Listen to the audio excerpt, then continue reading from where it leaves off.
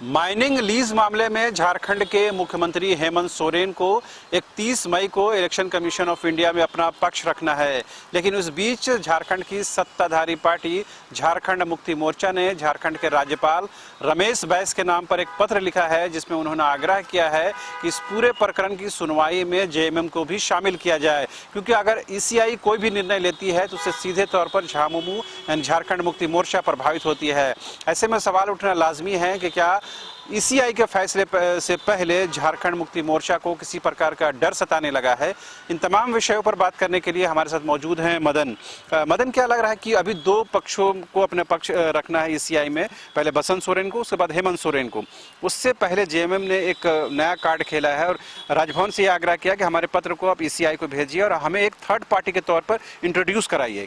इसके पीछे क्या मंशा लगती है आपको? देखिए, सबसे पहले तो स्पष्ट ये है कि राजभवन के पास जो है अपनी बातों को पहुंचाना पत्र के माध्यम से या खुद जाकर के, ये दूसरा मौका होगा इस प्रकरण में जेएमएम के द्वारा। इससे पहले भी अगर आप देखेंगे तो राजेश ठाकुर जी और जो सुप्रियो भट्टाचार्य जी, ये लोग मिलकर गए थे राजभवन और ये अपनी बातों को रखा था कि जिस तरह से राजभवन में ये मामले लाए गए थे वो तथ्यहीन है और इस मामले को जो है आगे नहीं बढ़ाया जाना चाहिए। और साथ ही उस वक्त भी यह मांगा गया था समय कि हमें भी अपना पक्ष रखने का मौका दिया जाए। तो अब फिर से एक बार जब बातें आगे बढ़ चुकी है, राजभवन से चुनाव आयोग में जब शिकायत की गई, गृह मंत्रालय में शिकायत की गई और फिर वहां से जब एक स्पेशल दूत के द्वारा जो है मुख्यमंत्री से जवाब मांगा गया था, तो फिर उस वक्त भी मुख्यमंत्री जी ने 10 दिनों का, 1 महीने का वक्त मांगा था कि मुझे जवाब देने के लिए 1 महीने का वक्त दिया जाए। लेकिन उस वक्त इलेक्शन कमीशन ने 10 दिनों का वक्त दिया था। फिर उसी समय में जो है समय सीमा के अंदर मुख्यमंत्री जी ने अपना जवाब जो है दाखिल कर दिया। लेकिन चुनाव आयोग ने फिर से एक बार मुख्यमंत्री हेमंत सोरेन और उनके छोटे भाई बसंत सोरेन को अपनी बात रखने के लिए इलेक्शन कमीशन में आने को कहा। हालांकि जो हमें सूत्रों से जानकारी मिल रही है उसमें मुख्यमंत्री जी अपने अधिवक्ता के द्वारा जो है अपनी बात को चुनाव आयोग में रखेंगे। लेकिन जो लेटर जेएमएम के द्वारा जारी किया गया है उसमें खासतौर पर बीजेपी पर निशाना साधा गया है। उसमें खुद विनोद पांडे जो पार्टी के प्रवक्ता भी हैं और केंद्रीय समिति के सदस्य भी हैं, वो लिखते हैं कि झारखंड में जो हेमंत सोरेन की सरकार है वो स्मूथली चल रही है, उसको कहीं ना कहीं अस्थिर करने की ये कोशिश है। तो ये क्या एक निशान, एक तीर से दो निशाना कोशिश की जा रही है, एक बीजेपी पर हमला और दूसरा कहीं ना कहीं सदस्यता बचाने की कोशिश? बिल्कुल, देखिए, जेएमएम की तरफ से लगातार ये कोशिश की गई है कि इस मामले में बीजेपी एक माइंडसेट तैयार करने की कोशिश कर रही है राज्य में जनता के बीच में कि मुख्यमंत्री जो है वो चोर हैं, सीधे तौर पर अगर आप कहें तो। और इसी के काट के लिए जेएमएम के जो कार्यकर्ता थे, जो नेता हैं, वो सड़क पर उतरे थे, बीजेपी कार्यालय का घेराव करने भी पहुंचे थे कि बीजेपी के द्वारा एक माहौल जो तैयार किया जा रहा है कि सरकार जो है भ्रष्टाचार में लिप्त हो गई है, सरकार के जो मुखिया हैं वो चोरी करवा रहे। तो अब सीधे तौर पर राजभवन में अपनी बातों को पहुंचाने की कोशिश जो जेएमएम के द्वारा पत्र के द्वारा किया गया है, तो अब ये बात स्पष्ट है कि एक इशारा उन्होंने ये भी कहा है कि एक तरफा फैसला चुनाव आयोग के द्वारा लिया जा सकता है। इससे पहले भी सुप्रियो भट्टाचार्य जी ने प्रेस कॉन्फ्रेंस के द्वारा भी कहा है कि हमें लगता है कि एक तरफा फैसला सुनाया जा सकता है, इसलिए हमें न्यायालय पर भी भरोसा है।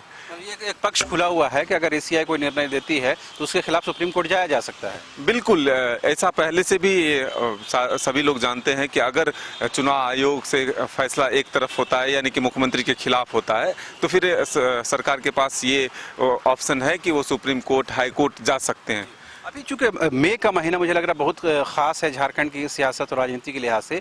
आप देखिए कि 30 और 31 को दोनों भाइयों को पेश होना है अधिवक्ता के माध्यम से या खुद फिजिकली अपेयर होना है ईसीआई में।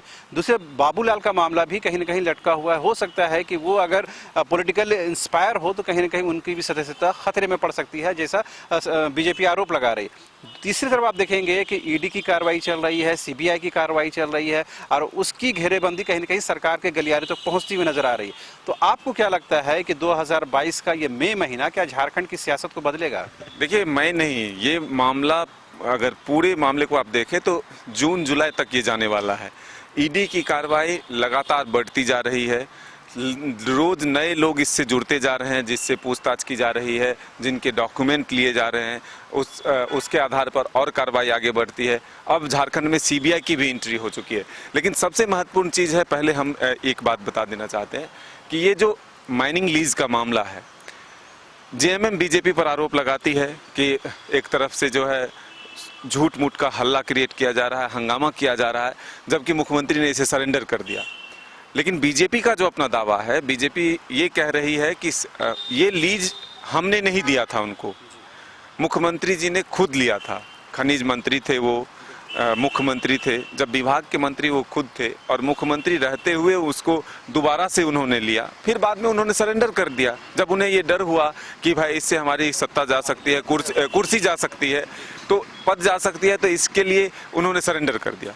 तो लेकिन गलती तो हुई है। अब इसी आधार को बीजेपी मजबूत बना रही है और इसी पक्ष को वो आगे बढ़ा रही है। वहीं जेएमएम के द्वारा अब राजभवन तक पत्र लिखकर ये कहा गया है कि ये आधारहीन है और इस मामले को इतनी गंभीरता से नहीं लेनी चाहिए, क्योंकि सब कुछ संवैधानिक रूप से हो रहा है। वहीं दूसरी तरफ मुख्यमंत्री के पक्ष तो चुनाव आयोग में रखे जाएंगे, लेकिन उनकी पार्टी जेएमएम का पक्ष भी जानना चाहिए, इसके लिए उन्हें मौका मिलना चाहिए। यही माध्यम है पत्र का राजभवन तक।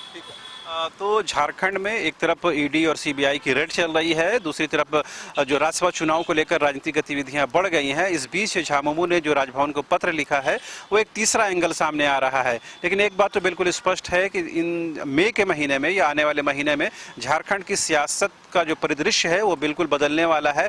और जो हमारे सूत्र हैं या पॉलिटिकल पंडित ये मानते हैं कि झारखंड के मुख्यमंत्री हेमंत सोरेन की विधायकी को बहुत हद तक खतरा है। अगर ईसीआई उनकी बातों को बहुत ज़्यादा मुतासिर नहीं होता है, तो कहीं ना कहीं ईसीआई इस पर फैसला दे सकती है। इसी बात को डर के मद्देनज़र कहीं ना कहीं जेएमएम ने आज राजभवन को पत्र लिखा है। पत्र को उन्होंने ईसीआई को फॉरवर्ड करने का आग्रह किया। अब देखने वाली बात यह होगी कि राजभवन क्या कुछ निर्णय लेता है। फिलहाल हमें थोड़ा इंतजार करने की ज़रूरत है। कैमरा पर्सन हृदय के साथ रांची से न्यूज़ बाय स्कोप के लिए शहनवाज।